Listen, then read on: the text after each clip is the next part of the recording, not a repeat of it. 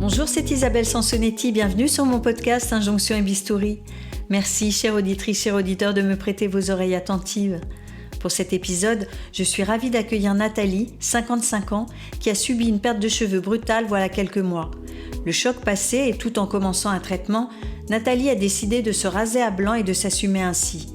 Et c'est loin d'être simple, tant le regard des autres est parfois pesant et certaines remarques carrément intrusives. Ensemble, nous parlons alopécie et image de soi, injonction et liberté de s'en affranchir, boule à zéro et féminité. Micro. Bonjour Nathalie, tu es artiste couleur design, tu avais travaillé au magazine Elle, d'ailleurs c'est là qu'on s'est croisés, et on s'est retrouvés il y a quelques mois, et quand je t'ai félicité sur ta nouvelle coupe de cheveux, tu m'as dit que c'était pas un choix, tu peux nous raconter ? Absolument. Je suis partie en vacances au Japon et en allant essayer des lunettes, mes nouvelles lunettes de vue, je m'aperçois qu'en me regardant dans la glace, j'ai des trous dans la tête, j'ai des cheveux qui sont tombés. Et du coup, là, j'ai commencé à essayer de comprendre ce qui m'arrivait. Au début, j'ai eu super peur. J'avais peur que ce soit grave. Et puis, assez rapidement, en fait, on a pointé une alopécie. Alors, je ne savais pas que les alopécies concernaient les femmes. Et de fil en aiguille, elles concernent les femmes, les enfants. Et voilà, ça peut arriver à tous les âges. C'était pendant des vacances que tu t'es aperçue de ça, des cheveux qui partaient C'était juste avant de partir en vacances. Et le truc qui était dingue, c'est que... En fait, je perdais mes cheveux, il suffisait que je passe ma main dans mes cheveux et je perdais vraiment des touffes, quoi. Ouais. Et là, j'avais pas trop envie de ressembler au Gollum. Donc, il y a un moment, c'était pendant ce voyage au Japon, j'ai pris la décision de me raser le crâne, en fait, pour repartir à zéro. Et, parce que tu avais un petit carré long, si je me souviens. Ouais, j'avais un petit carré long. Je perdais de plus en plus mes cheveux. Je trouvais ça super angoissant. J'attendais mes analyses pour savoir ce que j'avais exactement, si c'était bien une alopécie. Et de fait, j'ai pris cette décision. Et c'était drôle parce que j'étais dans un pays où il y a une très grande culture du cheveu, où il y a un soin particulier des hommes et des femmes sur leurs cheveux, à prendre soin de leurs cheveux. Voilà, il y a tout un rituel autour. Et là, moi, je me suis dit que allez, je saute, je me rase le crâne. Et je suis allée dans un restaurant ne sachant pas où aller me raser le crâne. Parce que tu voulais pas le faire toi toute seule ? Non, je voulais vraiment... D'abord, j'avais pas de tondeuse et puis je me voyais pas le faire toute seule, en fait. Et je me suis dit aussi que c'était un moment important. Donc je voulais aller chez un coiffeur. Ouais.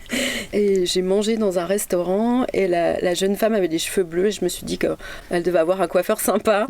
J'ai un peu hésité avec le bonze qui était à côté de moi, mais je me suis dit non, je pense que lui doit le faire tout seul.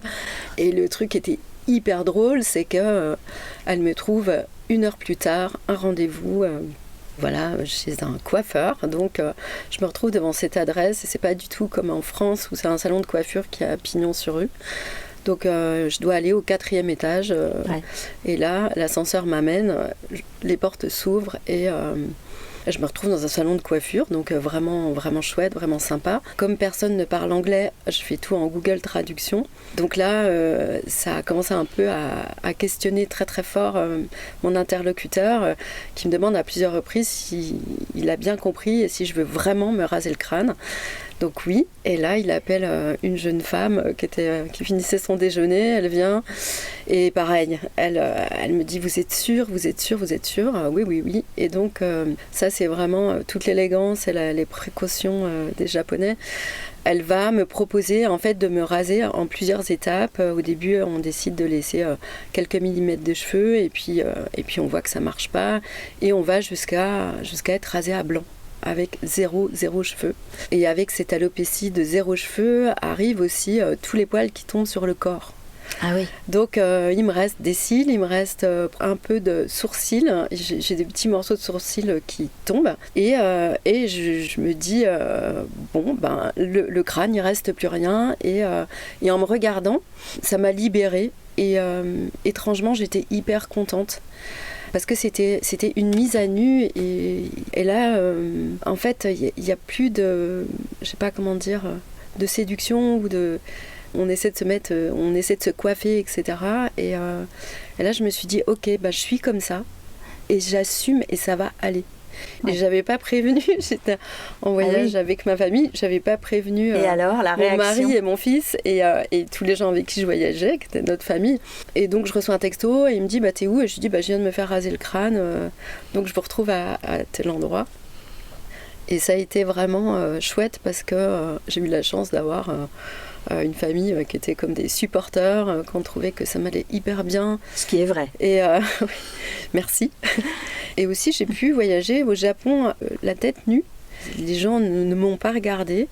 Oui, mais est-ce que c'est pas leur discrétion naturelle? Oui, il y a une discrétion naturelle. Et à un moment, je rentre dans une exposition. Et là, il y a un homme qui expose des masques No. Il est fabricant de masques. Il est créateur de masques. Et il demande par personne interposée pourquoi, si je suis moine. Et je lui dis non, je ne suis pas moine. Voilà, j'ai décidé... Et par traducteur interposé, je lui raconte. Et là, il me dit mais... en fait, ça vous va extrêmement bien. Et donc, c'est un super compliment de la part d'un artiste. Et j'ai voyagé comme ça très très bien. Et en rentrant en France, j'ai gardé cette belle énergie en ne sachant pas si mes cheveux allaient repousser. Oui, parce que sur le moment, il y a différents types d'alopécie, comme tu l'évoquais. Donc, tu n'étais pas malade à l'époque quand ça t'est arrivé. Donc, tu as consulté, mais tu n'avais pas encore les résultats des analyses et tu ne savais pas de quel type d'alopécie tu souffrais en fait. Ouais. Et surtout, l'alopécie, c'est la plupart du temps, elle est d'origine auto-immune.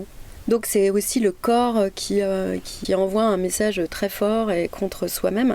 Moi, j'ai déjà une maladie auto-immune. Oui. Donc j'avais peur que ce soit une de ces manifestations. Voilà, une forme aggravée.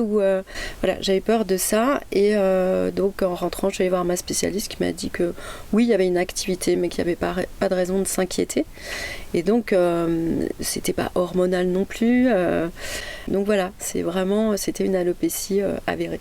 On dit souvent que la ménopause, ça peut être un âge où on perd quand même ses cheveux, mais c'est une cause qui a tout de suite été écartée en ce qui te concerne. Oui, en fait, on a fait des analyses et c'était pas une question. Par contre, j'ai un ami un jour qui me dit mais est-ce que tu as vu qu'en fait, il y a aussi en fait une chute de cheveux qui est liée à une dose de plomb dans le corps. Ah oui. Et donc, qui m'a dit tu manges beaucoup de thon? Je lui dis oui, je mange beaucoup de thon. Il me dit peut-être arrête de manger du thon. Alors j'ai pas fait d'analyse sur les métaux lourds. Sur les métaux lourds dans mon corps, mais j'ai arrêté de manger du thon. Et puis derrière j'ai lu tout ce qui se passait à propos du thon et oui, définitivement je ne mange plus de thon. Et donc tu as commencé un traitement? J'ai commencé un traitement, j'ai vu plusieurs spécialistes et puis pour finir... je suis allée dans un centre spécialiste du cheveu. Et là, j'ai eu une médecin qui m'a dit oh là là, mais là, votre corps, il vous envoie un message ultra fort.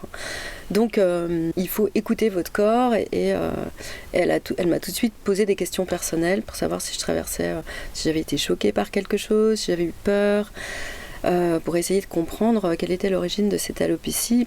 Parce que la plupart du temps, il est vrai que c'est en lien avec un choc psychologique. Ils ne savent pas non plus, des fois ils n'arrivent pas à déterminer la cause. Et voilà. Donc moi j'ai raconté mon changement de vie. Et là elle m'a dit, oui, ok, mais il va falloir faire du sport, il va falloir s'exprimer, il va falloir faire des sports de combat. Je trouvais ça super.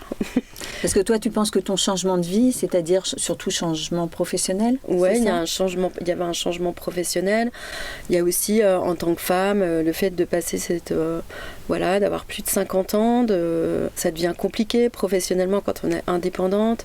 Il y a toute une portée forte sociale. Oui. Et aussi, j'ai décidé de faire ce qui me faisait rêver depuis toujours, c'est-à-dire de peindre, de prendre ma place d'artiste, de plus être sur, on va dire, une application de la couleur, mais vraiment de prendre la parole.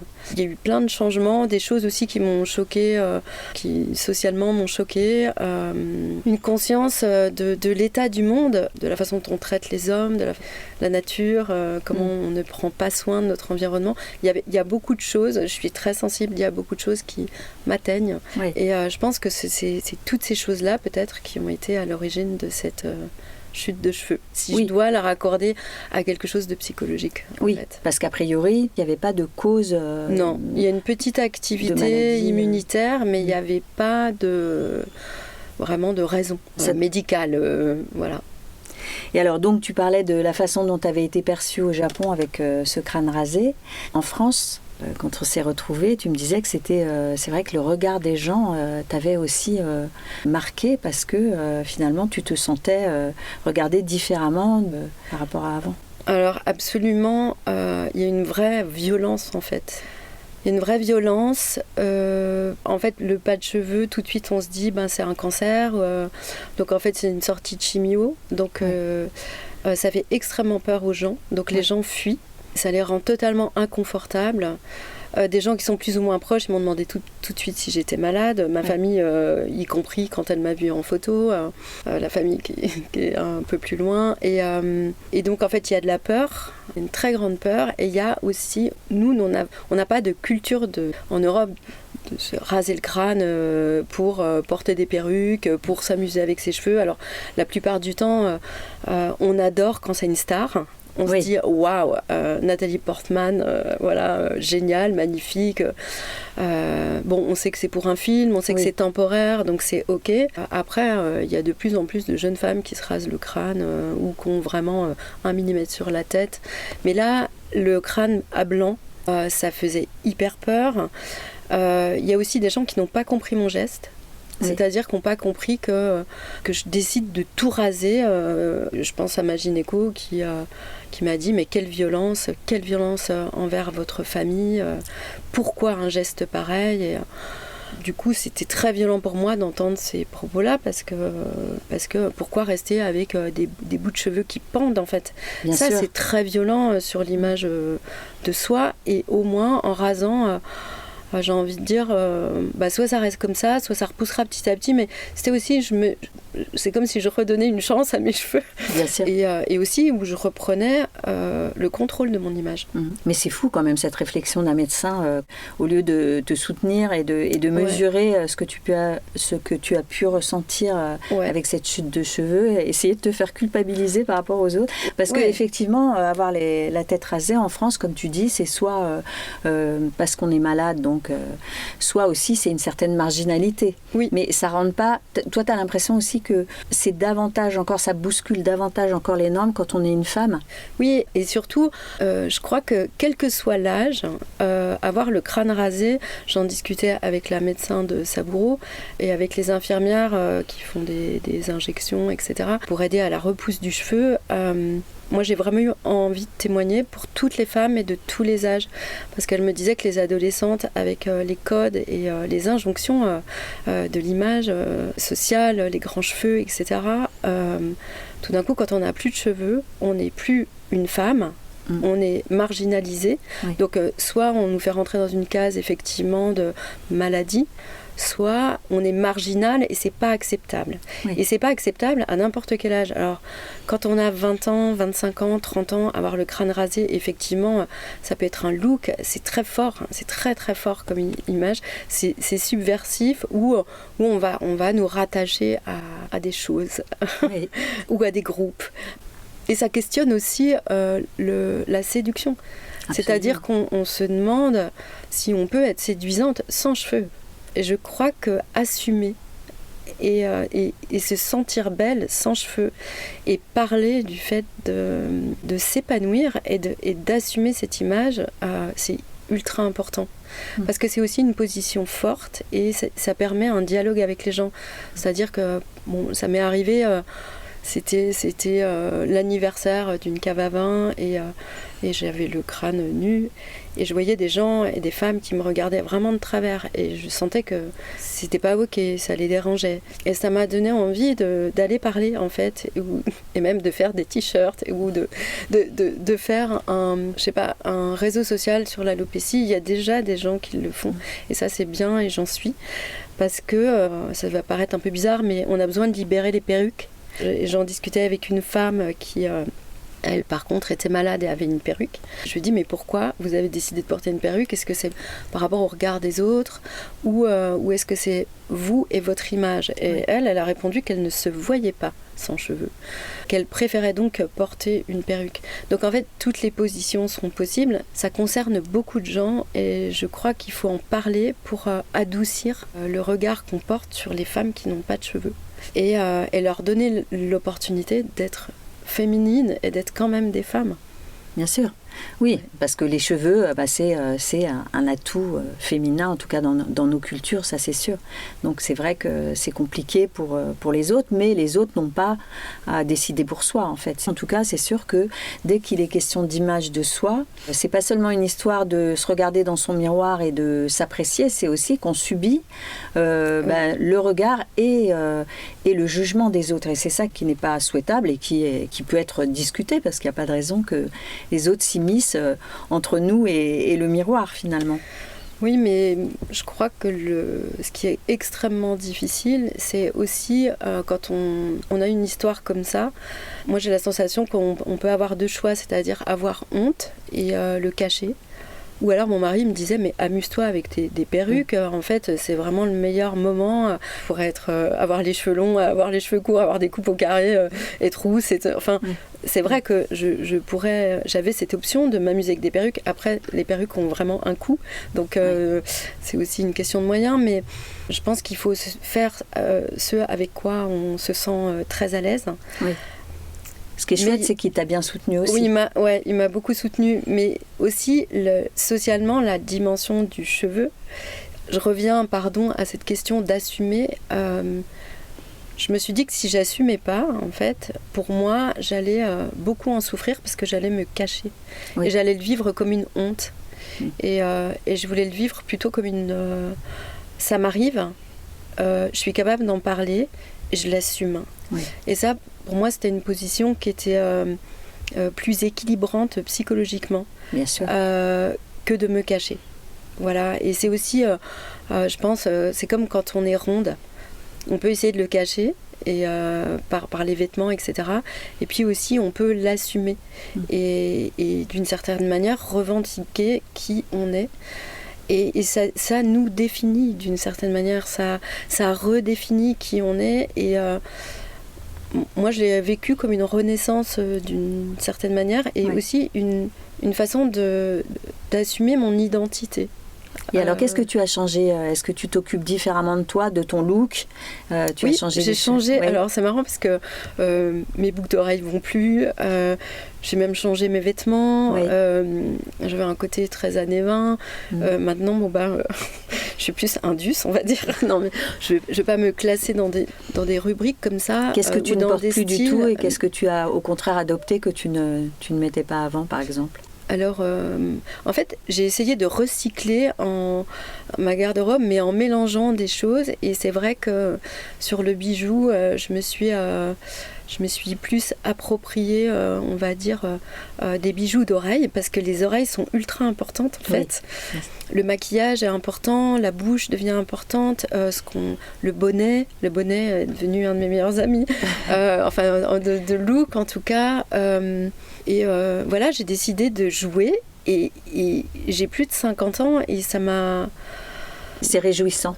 Ouais, c'est réjouissant et on va dire que je vais piocher dans toutes les catégories et ça m'a franchi. Bizarrement, on peut dire que ça m'a franchi et je le vis comme une aventure et comme quelque chose de positif. Et tu as des nouveaux modèles? Tu avais des modèles peut-être de femmes inspirantes avant au niveau du look et tu en as d'autres ou comment? Alors, j'ai plutôt regardé comment les femmes qui avaient le crâne rasé en fait, assemblaient des choses, parce que forcément, je ne suis pas seule. Et effectivement, j'ai trouvé aussi ça assez intéressant de se maquiller les oreilles. Donc, avoir un filet d'or sur le bord de l'oreille, j'ai trouvé ça très intéressant. Comment on agence aussi tout ce qui vient vers le cou. Et aussi, dans ces femmes, il y a des femmes qui ont 70 ans et qui ont le crâne rasé et qui portent des très grandes robes et des très gros bijoux. Et l'autre jour, j'étais dans un café, et il y en avait une qui était en train de prendre son café et d'écrire. J'ai trouvé extrêmement belle. Et je me suis dit, c'est même OK de vieillir comme ça. Et ça permet de pas s'endormir, même dans un look, et de se dire, allez, j'en joue. Je le dédramatise et je vais essayer de me l'approprier. Et ça, c'était quelque chose qui était très difficile à faire pour moi au départ, parce que j'ai envie de raconter cette anecdote qui est très importante. C'est depuis que je suis petite, les cheveux sont une fascination pour moi. J'avais une grand-mère qui avait une chevelure absolument ahurissante. Toute ma famille a beaucoup de cheveux et moi je me suis retrouvée avec des cheveux mais fins et j'avais pas du tout cette crinière incroyable. Et ma grand-mère disait toujours mais la parure d'une femme ce sont ses cheveux. Et là waouh, j'ai plus de parure. Alors là c'est dur. Et c'était ta grand-mère maternelle ou... Ouais, c'était ma grand-mère maternelle. Et mon grand jeu, c'est que comme elle avait beaucoup de cheveux et qu'elle avait l'art de se coiffer, elle faisait toujours des chignons absolument hallucinants. Et donc moi, mon jeu, c'est que quand elle se coiffait, je la regardais dans l'entrebâillement de la porte. Des fois, elle me sentait, elle me disait va-t'en, parce que sinon je vais le louper. Je vais le louper, tu me regardes pas. Et donc en fait, je me faufilais et j'essayais toujours de la regarder faire son chignon parce que ça me fascinait. Et quand elle me coiffait, elle me disait oh là là, mais tes cheveux, c'est vraiment, c'est comme de la soie, il n'y a rien qui tient. Et donc je vivais un peu ce déficit que je ressentais comme un déficit de cheveux. Et en rentrant du Japon, j'ai ma tante et je lui raconte cette histoire et elle me dit ah bah toi qui as toujours eu un problème avec tes cheveux, là t'en as plus. Ah oui. C'était drôle. Donc en fait, du coup, souvent je pose la question est-ce que tu as eu un complexe petite? Donc c'était clairement les cheveux. Ah oui, ça, non, complexe. mais les cheveux, c'était tellement important et je rêvais d'avoir des cheveux très longs. J'étais fascinée par les filles qui avaient des cheveux longs, comme les filles qui étaient grandes avec des jambes très fines. Enfin voilà, et d'une certaine manière, ça me définissait parce que je n'étais pas. Et il y a cette chose toute la vie de courir après en fait un idéal, on va dire, de look, de corps. Tu t'es toujours mis beaucoup de pression sur ton apparence physique avant que ça t'arrive, ça? Oui. Ouais. J'ai toujours eu beaucoup de mal à m'assumer physiquement. D'une certaine manière, cette alopécie, étrangement, ça m'a donné l'opportunité de me mettre à nu et de m'assumer. Et tout d'un coup, je m'assumais, mais par déficit. Oui, donc en fait, c'était contraignant, parce que tu adoptais peut-être soit des tenues, soit des looks, soit des maquillages qui ne te correspondaient pas vraiment, mais qui tu te sentais obligée de faire comme ci ou comme ça? Non, quand même pas. J'ai toujours essayé de trouver mon propre look, mais ça ne m'empêchait pas d'être fascinée par des filles qui avaient des cheveux longs, qui pouvaient faire plein de trucs avec leurs cheveux. Donc je me disais, waouh, quelle liberté. Et après, j'essayais toujours de rationaliser, aussi de me dire, bon bah c'est ok, t'es en bonne santé, ok, t'as des cheveux fins, c'est pas grave, oui t'es ronde, bon bah cours, va courir, fais du sport. Voilà, j'ai toujours, on va dire, aménagé, et mes looks, et notamment adolescente, parce que j'étais complètement punk, et donc très réac, et voilà, j'avais des choses à dire et à faire passer, et par mon look et par ce que je racontais. Mais on va dire que j'ai toujours eu une fascination par des choses que je trouvais que moi j'avais pas et que d'autres avaient. Bon, on se compare toujours. Voilà, on passe sa vie à se comparer. Voilà. Donc, ouais, absolument. Et là, pour en revenir, donc là, tu disais si mes cheveux repoussent. Là, ton traitement, il est fini. Et il consistait en quoi? C'était des médicaments? C'était t'as évoqué des injections? Oui. Alors au départ, j'ai essayé de tout faire C'est marrant parce que j'avais vu ma spécialiste, mais en ce qui concerne ma maladie auto-immune. En lui racontant l'histoire, elle m'a dit « Mais je crois que c'est toi qui vas faire repousser tes cheveux. » Oui. Et je me suis dit « Ok, est-ce que c'est possible ?» Peut-être. Et j'ai commencé à prendre soin de moi, à à faire du sport tous les matins, à prendre un peu de temps pour moi, ce que je faisais jamais. Je me suis toujours mis un peu derrière, j'ai toujours des urgences qui passent avant moi. Enfin, des choses que moi je considère urgentes et c'est complètement bête. Le travail peut attendre une demi-heure. Donc oui, c'est important de prendre soin de soi. Donc j'ai commencé à changer ça. J'ai essayé au début de le faire de manière naturelle, même si j'étais allée voir un spécialiste, donc j'avais beaucoup de shampoings, j'ai des massages à faire. C'était très contraignant en fait. Oui. Voilà, passer un rouleau avec des picots, passer des produits. Ça prenait beaucoup de temps. Et puis je trouvais que ça marchait pas trop, donc j'ai décidé d'aller directement à Saburo et voir ce qu'ils me proposaient et quel était leur diagnostic. C'est toujours bien d'avoir plusieurs avis et de savoir ce qu'on peut faire. Et là, j'ai commencé un traitement qui était plus intense, c'est-à-dire c'est des injections de cortisone dans le crâne et ensuite c'est de la prise de cortisone, un régime alimentaire adapté et du sport. Et en fait, petit à petit, mes cheveux reviennent. D'accord. Mais ils reviennent par le dessus. Donc en fait, c'est une repousse ça commence par le dessus du crâne et ça redescend petit à petit. Voilà. Oui, parce que là, tu n'es pas rasée à blanc aujourd'hui. Là, je suis pas rasée à blanc. Tu as les cheveux extrêmement courts. Ouais, j'ai les cheveux extrêmement courts. Il me reste la couronne qui repousse tout doucement, les pattes qui repoussent tout doucement, et puis voilà, je sais pas comment on appelle. Les golfs. Les golfs. Les golfs. Voilà, donc cet été, je me suis dit que j'allais aussi raser à blanc parce qu'il faisait chaud, parce que, enfin, c'était pas vraiment à blanc, j'ai laissé vraiment un tout petit peu en gris, et aussi pour rebooster mes cheveux. Et c'est marrant parce que les gens qui voyaient que mes cheveux repoussaient tout doucement m'ont dit mais pourquoi ce choix? Oui. Et de nouveau. Et c'est revenu, et c'est marrant. Et je lui dis mais parce que j'avais envie de le faire, parce que je voulais voir à quoi je ressemblais comme ça, parce que je ne suis pas sûre qu'au fond je vais vraiment laisser repousser mes cheveux. Oui, c'est une question que j'allais te poser. Est-ce que tu auras envie de les laisser repousser? Tu sais pas en fait. Pour le moment, je me sens beaucoup plus à l'aise avec mon image de ces cheveux extrêmement courts, et j'ai envie de rester comme ça. Oui. Ouais, j'ai pas envie de me laisser repousser les cheveux pour le moment. Bah écoute, ça veut dire que tu te sens bien maintenant avec cette nouvelle image de toi. Exactement. Et je me sens plus à l'aise, je me sens plus libre, et bizarrement, je me sens très féminine. Oui, je confirme. Enfin, en tout cas, après, chacun a une image de la féminité, mais en tout cas, c'est vrai que voilà, ça te va très bien. Donc, Et j'ai envie d'ajouter quelque chose de partager un sentiment, c'est que je me sens plus forte. Oui. Et ça, c'était totalement inattendu. Tu te sens plus forte parce que en fait, tu t'es laissé finalement suivre ton choix profond, j'allais dire, ton envie profonde, ton désir profond d'être toi comme ça, peut-être. En fait, je me suis dit, il faut assumer ce qu'on est et l'histoire qu'on a. Et l'alopécie, ça faisait partie de l'histoire. Oui. Et de fait, pouvoir parler de cette histoire et dire, c'est moi avec cette histoire-là, voilà à quoi je ressemble, et je l'assume, et je le porte.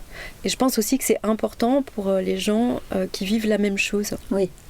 Et il n'y a pas très longtemps, sur Arte, il y avait un sujet sur les cheveux, et il y a une femme qui partageait ça, qui disait que le jour où elle a assumé son pas de cheveux, son crâne rasé, qu'elle s'est maquillée, qu'elle s'est montrée, elle s'est sentie belle, et elle l'a fait parce qu'elle a vu quelqu'un le faire. Oui. Et donc elle s'est autorisée à le faire. Oui. Et je crois que c'est important. Bien sûr, parce qu'on se sent moins seul. On se sent moins seul, on se sent plus forte, on peut sourire, on peut le vivre autrement que comme un manque. Et ça, c'est très important. On peut se l'approprier. On se l'approprie. Et le manque n'est plus un manque à ce moment-là. C'est une histoire. Oui, parce que finalement, donc, il y a plusieurs types d'alopécie. On ne sait pas toujours expliquer leur cause. Et dans certains cas comme le tien, là, le traitement, il est quasiment fini. Tu as décidé de ne pas forcément te laisser repousser les cheveux et de... Oui, alors on sait que ça repousse. Moi, j'attends un peu avec précaution cette repousse, parce qu'elle a lieu suite à un traitement. Oui. Et je vais voir si sans traitement, ça tient. Oui. c'est ça. C'est aussi ça, c'est-à-dire qu'il y a dans un coin de ma tête, je me dis, si ça se trouve... Ils vont retomber. Oui, ils vont retomber ou pas. Pour l'instant, je reste très positive. Oui. C'est marrant parce que mon frère, les cheveux repoussaient et il me dit « Ah, mais tu sais, je te préfère vraiment sans cheveux ou avec les cheveux extrêmement courts. Alors, est-ce que tu vas les re-raser ?» Il était presque déçu. C'était très mignon et ça me soutenait aussi. C'était très beau et très aidant. Et je lui dis « Mais c'est vraiment chouette d'avoir le choix. » En fait, oui, c'est très chouette d'avoir un choix. Voilà. Et là, je me sens encore un peu dans un entre-deux. Oui, mais est-ce que tu as le même type de regard quand tu as les cheveux très courts comme aujourd'hui ou quand tu es rasé à blanc? Non. Alors rasé à blanc, c'est radical. Oui. Et c'est marrant parce que quand on a le crâne rasé, on repère les autres femmes qui n'ont pas de cheveux. Et quand je me suis retrouvée avec ce zéro cheveux, j'ai aussi repéré toutes les femmes qui avaient des perruques. Alors qu'avant, je les repérais, mais pas tant que ça. Oui. Et je me suis retrouvée dans un bar pour une fête, etc. Et j'ai tout de suite vu cette femme qui n'avait pas de cheveux. Oui. Et je ne savais pas pourquoi elle n'avait pas de cheveux. Je l'ai trouvée hyper belle. Elle avait un super look. Et j'ai croisé on s'est regardé. Oui. C'est marrant, on ne s'est pas parlé, mais on s'est regardé. Comme s'il y avait une connivence, ou en tout cas... Ouais, comme si on appartenait au même... Voilà, et on se repère. Quand les cheveux qui repoussaient sur le dessus et très rasés sur les côtés, ce qui m'est arrivé quasiment toute l'année, c'est plutôt comme un parti pris, comme un look, comme si c'était moi qui le décidais. Et là, j'ai des regards qui ne sont pas dérangeants. En fait, je vois que je n'agresse pas. Ça interroge les gens. Voilà, ça interroge, ils vont bien aimer, mais quand ça repousse, j'ai des compliments. Par exemple, il y a des femmes qui me font des compliments. Oh, j'adore votre coupe de cheveux hyper court, c'est génial. Oui. Voilà. J'ai eu des compliments d'hommes aussi, c'est super. Je pense qu'il y a aussi réellement quelque chose qui est culturel. Ah oui, c'est sûr. Aussi parce que en Afrique, c'est ok d'avoir le crâne rasé quand on est une femme, on s'amuse avec des perruques et quand on stresse beaucoup les cheveux, eh bien on peut raser le crâne et ça revient et c'est pas questionné, c'est culturel et c'est assumé et on trouve ça très beau. Quand on est une femme blanche, ça veut dire qu'on est malade parce que c'est pas du tout intégré à la culture. On en voit peu. On en voit peu. Donc Ouais, il y a vraiment quelque chose là. Ça m'a donné envie d'aller fouiller sur la portée du cheveu, sur la symbolique du cheveu et dans différentes Et tu cultures. as des lectures à nous recommander? Alors non, j'ai pas de lecture. J'ai lu surtout des articles. Mais c'est un sujet que j'ai envie de creuser. Oui. Et c'était drôle parce que là, il y a eu une expo Wax, je crois, qui est hyper intéressante. Et en fait, il y a toute une part sur le cheveu. Ah oui. Sur le cheveu, sur comment on coiffe les cheveux. Et en fait, c'est le cheveu qui monte. Parce que la texture des cheveux en Afrique, en fait, elle va vers le haut. Et nous, nos cheveux, ils vont plutôt vers le bas, à moins d'être extrêmement frisés. Et c'est marrant parce que j'en discutais avec une personne qui a monté l'exposition. Et cette histoire de cheveux m'a amenée aussi à regarder la nature des cheveux, comment on traite le cheveu, comment on se coiffe, qu'est-ce qu'on en fait. Et je trouve que c'est un sujet qui est très beau et très riche, en fait. Ah oui, c'est sûr. Et moi, je me suis demandé dans les albums pour enfants, je ne sais pas pourquoi j'ai pensé aux albums jeunesse, mais peut-être faudrait voir aussi dans les BD. Je me demandais s'il y avait effectivement des personnages qui étaient peut-être sans cheveux, ou en tout cas le crâne rasé. Donc voilà. Oui, il faudrait regarder. Alors, il y a quelques personnages qui viennent d'Asie. Je pensais à un dessin animé, je me souviens plus trop du nom, c'est Avatar, mais je sais plus comment ça s'appelle exactement, il faudrait que je retrouve. Mais lui, il a le crâne rasé et il a le crâne peint. Oui. Et c'est marrant parce que c'était une des options que j'avais sur mon look. À un moment, je me suis dit, mais est-ce que je vais pas maquiller ce crâne? Est-ce que quand je vais dans une fête, est-ce que je vais pas... Je pensais aussi au cou des geishas où c'est très très beau de se maquiller le cou et d'avoir la peau qui se transforme. Et mon mari m'a dit, quand même, c'est peut-être aller un peu loin. que de se peindre ou se maquiller le crâne. Mais c'est marrant parce qu'on pourrait se dire, tiens, je vais me faire comme un casque d'or. Oui, il y a plus de teinture de couleur, tu l'as évoqué tout à l'heure au début de l'entretien, puisque au Japon, c'est parce que tu as demandé une adresse de coiffeur à une jeune femme qui avait les cheveux en bleu. Donc on est habitué maintenant à voir des gens qui ont tout à coup les cheveux roses, verts, bleus. Ça, c'est un peu... le maquillage des cheveux, c'est quand même devenu une option. Oui, mais alors le crâne peint, pas encore. Non, le crâne tatoué, mais là, c'est encore autre chose. Le crâne tatoué, mais le crâne peint, pas encore, où je pense ça passe très très bien dans un défilé ou un film, mais peut-être pas au quotidien. Oui, c'est sûr. On est dans Injonction et Bistouri, donc forcément je te pose la question que je pose à tous mes invités. Toi, tu as déjà imaginé ou déjà recouru à la médecine ou à la chirurgie esthétique, et est-ce que c'était quelque chose à laquelle tu as pensé ou pas du tout ? Oui, j'y ai pensé, notamment pour la peau.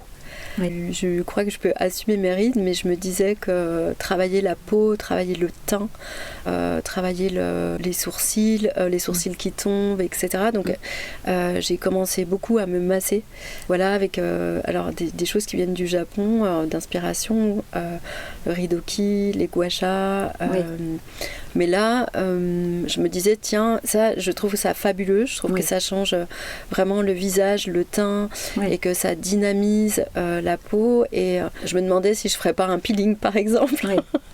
Ça m'est déjà arrivé de faire du laser pour booster ma peau. Ça m'est arrivé aussi une fois de faire un peu de botox, mais j'ai laissé tomber. J'ai préféré passer sur le massage, en fait. D'accord. Voilà. Okay. Alors, j'ai une autre question que je pose depuis peu, finalement, parce que je me dis, c'est vrai que, se soucier de son apparence physique, ou en tout cas s'en préoccuper et puis la soigner, disons, c'est souvent une contrainte. Et parfois, ça fait du bien de ne rien faire et d'avoir des jours comme ça où on se fiche la paix, à son image. Toi, ça t'arrive? Et est-ce que, dans ces cas-là, qu'est-ce que tu changes dans la façon de... Oui, ça m'arrive. Des fois, alors il y a le bien-être quand on prend soin de soi, c'est-à-dire que quand je fais ridoki, le gua sha, le matin, j'ai pas le même visage, je me sens beaucoup plus réveillée et c'est un moment de bien-être. Par contre, c'est vrai que comme c'est assez intense le rythme, le week-end, des fois je zappe et je suis très contente de rien faire. Okay. Je suis très contente de dire tant pis, aujourd'hui je ne fais rien, et c'est aussi un moment qu'on s'accorde que celui de ne rien faire. Absolument. Et alors par rapport à tout ça, qu'est-ce que tu aurais aimé savoir avant? En ce qui concerne l'alopécie, alors j'aurais aimé savoir que ça existait et que ce soit beaucoup plus partagé. J'adorais qu'on puisse en parler dans les magazines féminins. J'adorais qu'on puisse faire une couverture de magazine avec une femme qui a une alopécie. J'aimerais qu'on en parle pour que ça se démocratise, qu'on fasse comprendre aussi que ça impacte l'image, que c'est quelque chose... avec lequel il faut avoir de la bienveillance et un regard bienveillant. Et je crois que si on en parle, on en aura aussi moins peur, de savoir aussi que c'est pas grave, parce que c'est la première chose à laquelle on pense. C'est hyper méconnu, l'alopécie pour les femmes. Oui, c'est vrai. Et il faut aussi parler du fait que ça concerne les enfants et les adolescentes. Et ce serait bien de pouvoir en parler pour les adolescentes. Tout âge, je pense que tout âge c'est hyper important, mais aussi pour dire allez-y, en fait, regardez, vous êtes belle. Et je pense que les réseaux sociaux et tous les journaux féminins et tous les canaux devraient prendre la parole là-dessus. C'est vrai. Tu aimerais rajouter quelque chose, Nathalie? Oui. Je crois que ce qui est important et qu'il faut rajouter, c'est qu'on est dans un monde qui est ultra normé. Il y a des injonctions de toutes parts. Il y a des injonctions de pensée, il y a des injonctions d'apparence, il y a des injonctions sociales. Et j'écoutais Elton Krenak, un anthropologue brésilien, l'autre jour, et il parlait de l'importance de la biodiversité de la pensée. Et la biodiversité de la pensée, c'est penser le multiple comme une richesse. Et dans un monde où il y a autant de normes d'apparence, moi j'ai envie de dire que la beauté, c'est la singularité de chacun. Et que assumer sa singularité, quelle qu'elle soit, c'est ultra important. Et pouvoir se raconter à soi-même dans cette singularité, ça permet d'assumer qui on est, ça permet de ne pas se cacher. Oui. Et ça permet de se découvrir. Et ça, c'est fondamental pour soi-même et pour nos sociétés. Oui, c'est sûr. Mais justement, tu fais bien d'ajouter ça parce que j'ai toujours une question sur c'est quoi pour toi la beauté. Donc, toi, qui tu trouves beau ou belle? Oui, la beauté, c'est ça. Toi, des fois, tu t'arrêtes, tu dis ah ouais. Mais je m'arrête dans la rue. Pas forcément des gens qui sont hyper justement dans la norme actuelle occidentale et tout ça. Ah, pas du tout. Je crois que les gens que je trouve très beaux sont les gens qui assument totalement qui ils sont. Je me souviens, quand je travaillais au journal Elle, une fois il y a une mannequin qui est passée et elle était très grande et j'étais en train de travailler et c'est son mouvement qui a fait que j'ai tourné la tête et j'ai vu son profil et elle avait un nez à bec d'aigle incroyable. Elle avait un profil incroyable et qui n'était pas du tout dans les canons de beauté de ce moment-là. Et je l'ai trouvée fascinante. Et je crois que ce qui est fascinant, c'est notre singularité à tous. Et le fait de le porter et de l'assumer et de le montrer. Voilà. Et ça permet à chacun aussi de porter un regard sur les autres différent. Parce que si on n'a pas ça, si on a tous les mêmes nez, tous les mêmes coupes de cheveux, je pense on fait partie de cette biodiversité. Et quand on regarde ce qui nous entoure dans la nature ou ailleurs, tout est singulier, tout est même et singulier et très très beau à la fois.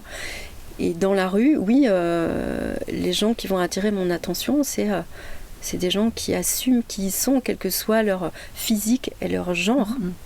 Et ça fait du bien. Ça fait du bien et ça nous montre qu'il y a plein de possibles et qu'il y a de la beauté dans ces possibles. Mais pour toi, ça n'a quand même rien à voir avec quelque chose qui est de toute façon... c'est vrai que je posais systématiquement la question et je ne le fais plus à présent parce que c'est un peu passé de mode. On a longtemps parlé du body positive, le courant body positive où il fallait s'assumer comme on est, mais avec l'idée que tout allait, effectivement, mais pour certaines personnes qui jugeaient ce courant, il y avait une histoire ou peut-être quelque chose qui tenait du laisser aller et donc a été rejeté aussi, ou d'une nouvelle injonction. Et toi, quand tu parles de cette biodiversité, moi je trouve que ce terme magnifique d'ailleurs, effectivement, c'est beau quand on l'applique à l'apparence physique pour tous les hommes et femmes, parce que du coup ça donne cette idée on va pas s'ennuyer à regarder des clones, quoi. Oui, mais c'est surtout que ça laisse la possibilité d'être divers, mais aussi de pouvoir découvrir qui on est. Parce que quand on regarde toujours ailleurs, à quoi on doit ressembler, comment on doit se coiffer, comment on doit s'habiller, oui, il y a des modes, oui, il y a des choses qui sont très belles, qu'on a envie de suivre, qu'on trouve intéressantes, etc. Évidemment, je ne dénigre pas, mais par contre, je crois qu'il y a une coupe qui se fait. C'est-à-dire qu'il y a une censure, une auto-censure. Et dans cette auto-censure, surtout quand on est très jeune et qu'on se cherche, il y a ce côté où on se coupe de soi-même et on ne découvre pas qui on est. Ouais. Et à la fois, c'est à l'intérieur et à l'extérieur. Parce que je pense qu'on a tous beaucoup de richesses, une capacité à assembler des choses, une capacité à se découvrir, à observer, à s'observer, à observer ce qui nous entoure, à être inspiré et inspirant à la fois. Et je crois que ça passe par la diversité. Et il faut se laisser, non pas se laisser aller, mais se laisser la possibilité et la liberté d'être qui on est. Et de découvrir qui on est, comment on se transforme à travers le temps, dans notre environnement, dans notre lien aux autres. Ça me paraît important. On arrive à la fin de cette interview et j'ai ma question rituelle. Tu aimerais vieillir comment ou comme qui ? Alors j'aimerais vieillir en m'épanouissant. C'est-à-dire, on dit souvent que la vieillesse c'est un naufrage. On a la chance d'être en vie. Je crois que vieillir, ça fait partie de l'histoire et c'est aussi une chance. Donc j'aimerais vieillir avec plaisir et en assumant la traversée. Oui. Et l'âge. Alors comme qui ? Je sais pas, je pense à Jeanne Moreau. Oui. C'est quelqu'un que j'ai trouvé très très belle jusqu'au bout. Merci beaucoup Nathalie d'avoir partagé avec nous ton expérience d'une chute de cheveux brutale qui t'a amené à prendre davantage de temps pour toi, à découvrir que tu pouvais t'approprier cette nouvelle donne physique et que cela te donnait même de la force. Chère auditrice, cher auditeur, j'espère que vous avez apprécié cet épisode et que vous le partagerez autour de vous. J'attends votre commentaire, une question ou toute autre remarque sur mon compte Instagram Injonction et Bistouri. N'oubliez pas bien sûr de vous abonner, de mettre 5 étoiles sur votre plateforme préférée. C'est précieux pour augmenter la visibilité et les écoutes de ce podcast indépendant. Allez, je vous laisse. Prenez soin de vous. Et à vos écouteurs dans quelques semaines pour un nouvel épisode sans retouche.